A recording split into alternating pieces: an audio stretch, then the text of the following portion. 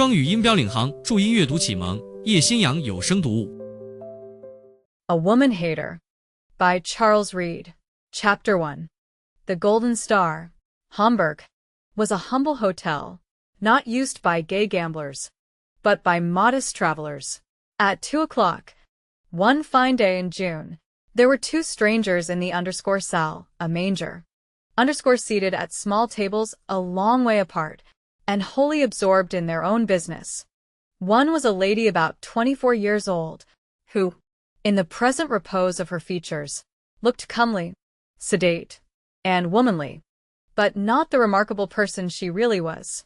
Her forehead high and white, but a little broader than sculptor's effect, her long hair, coiled tight, in a great many smooth snakes, upon her snowy nape, was almost flaxen, yet her eyebrows and long lashes not pale but a reddish-brown, her grey eyes large and profound, her mouth rather large, beautifully shaped, and expressive, but full of resolution, her chin a little broad, her neck and hands admirably white and polished.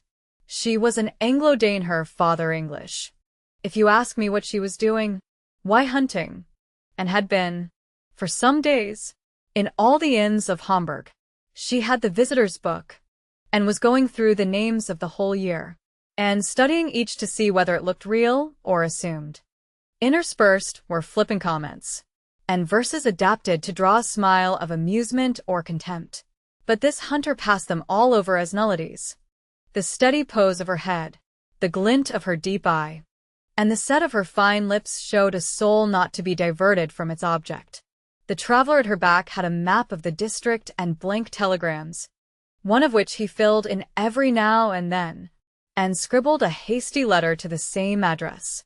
He was a sharp-faced, middle-aged man of business, Joseph Ashmead, operatic and theatrical agent at his wits' end. A female singer at the Hamburg Opera had fallen really ill. He was commissioned to replace her, and had only 30 hours to do it in. So, he was hunting a singer. What the lady was hunting can never be known, unless she should choose to reveal it. Karl, the waiter, felt bound to rouse these abstracted guests, and stimulate their appetites. He affected, therefore, to look on them as people who had not yet breakfasted, and tripped up to Mr. Ashmead with a bill of fare, rather scanty. The busiest Englishman can eat, and Ashmead had no objection to snatch a mouthful. He gave his order in German with an English accent, but the lady, when appealed to, said softly, in pure German, "I will wait for the table d'hôte. The table d'hôte. It wants 4 hours to that."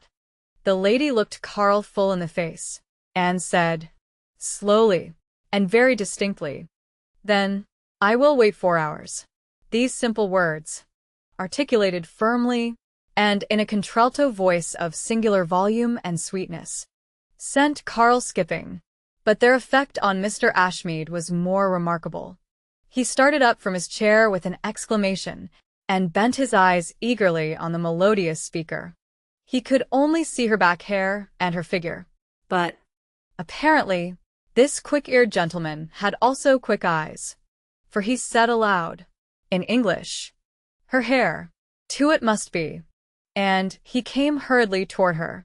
She caught a word or two, and turned and saw him. "Ah," said she, and rose. But the points of her fingers still rested on the book. "It is," cried Ashmead. "It is." "Yes, Mr. Ashmead," said the lady, coloring a little, but in pure English, and with a composure not easily disturbed. "It is eine Klosking." "What a pleasure!" cried Ashmead, "and what a surprise!" "Ah, madam, I never hoped to see you again. When I heard you had left the Munich Opera so sudden, I said, 'There goes one more bright star quenched forever.' And you to desert us, you, the risingest singer in Germany. Mr. Ashmead, you can't deny it. You know you were." The lady, thus made her own judge, seemed to reflect a moment, and said, "I was a well-grounded musician, thanks to my parents. I was a very hard-working singer, and I had the advantage of being supported in my early career by a gentleman of judgment and spirit, who was a manager at first and brought me forward, afterward a popular agent, and talked managers into a good opinion of me.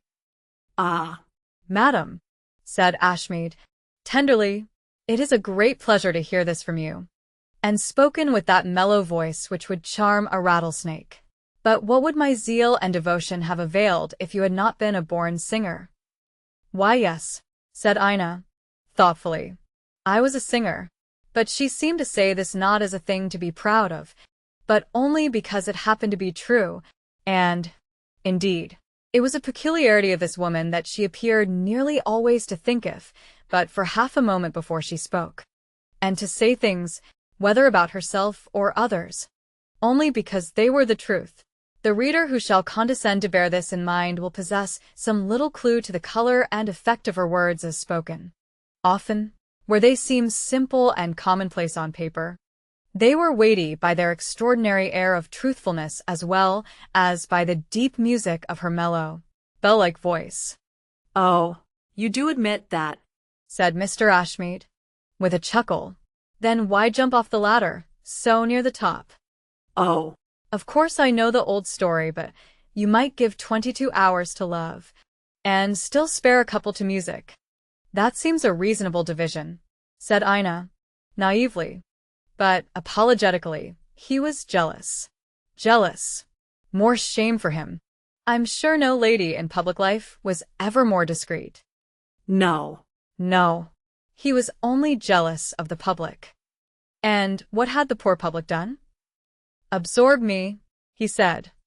why, He could take you to the opera, and take you home from the opera, and, during the opera, he could make one of the public, and applaud you as loud as the best. yes, But rehearsals, and embracing the tenor, well, but only on the stage. oh, Mr. Ashmead, where else does one embrace the tenor? And was that a grievance? why, I'd embrace 50 tenors if I was paid proportionable. Yes, but he said I embraced one poor stick, with a fervor and abandon. Well, I dare say I did, for, if they had put a gate-post in the middle of the stage, and it was in my part to embrace the thing, I should have done it honestly, for love of my art, and not of a post. The next time I had to embrace the poor stick it was all I could do not to pinch him savagely, and turn him to a countertenor make him squeak. Ina Klosking smiled for the first time. Ashmead, too, chuckled at his own wit, but turned suddenly grave the next moment, and moralized. He pronounced it desirable, for the interests of mankind, that a great and rising singer should not love out of the business. Outsiders were wrong-headed and absurd, and did not understand the true artist. However, having discoursed for some time in this strain, he began to fear it might be unpalatable to her, so he stopped abruptly, and said, But there, what is done. We must make the best of it, and you mustn't think I meant to run him down. He loves you, in his way. He must be a noble fellow, or he never could have won such a heart as yours. He won't be jealous of an old fellow like me, though I love you, too, in my humdrum way, and always did.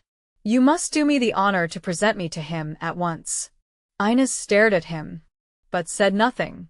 oh, Continued Ashmead, I shall be busy till evening, but I will ask him and you to dine with me at the Kursaal, and then adjourn to the royal box. You are a queen of song, and that is where you and he shall sit, and nowhere else. Ina Klosking was changing color all this time, and cast a grateful but troubled look on him. My kind, old, faithful friend, said she, then shook her head. no, We are not to dine with you, nor sit together at the opera. In Hamburg. Ashmead looked a little chagrined. So be it, he said dryly, but at least introduce me to him. I'll try and overcome his prejudices. It is not even in my power to do that. oh, I see. I'm not good enough for him, said Ashmead. Bitterly. You do yourself injustice. And him too, said Ina, courteously. Well, then, my friend, said she, deprecatingly, he is not here. Not here? That is odd. Well, then, you will be dull till he comes back. Come without him, at all events. to the opera. She turned her tortured eyes away. I have not the heart. This made Ashmead look at her more attentively. Why? What is the matter? Said he. You are in trouble. I declare you are trembling, and your eyes are filling. My poor lady, in heaven's name, what is the matter? Hush, Said Ina. Not so loud. Then she looked him in the face a little while, blushed, hesitated, faltered, and at last laid one white hand upon her bosom, that was beginning to heave, and said, with patient dignity, My old friend, I am deserted. Ashmead looked at her with amazement and incredulity. Deserted? Said he, faintly. You deserted? Yes, said she, deserted. But perhaps not forever.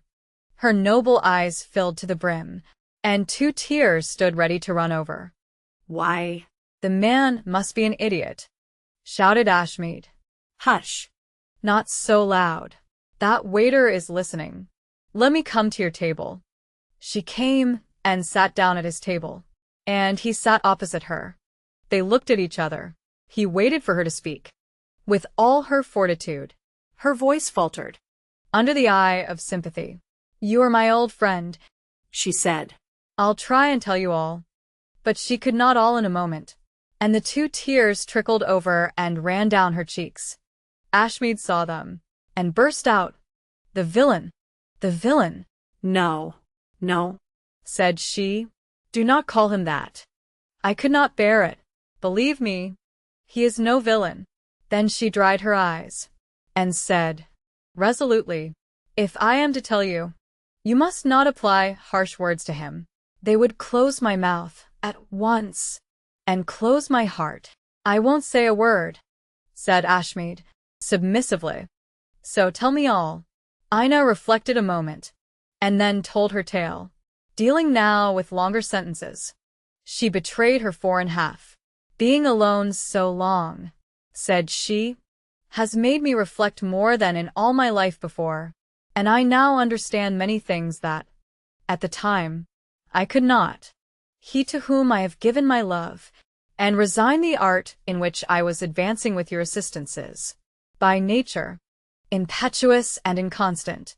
He was born so, and I the opposite.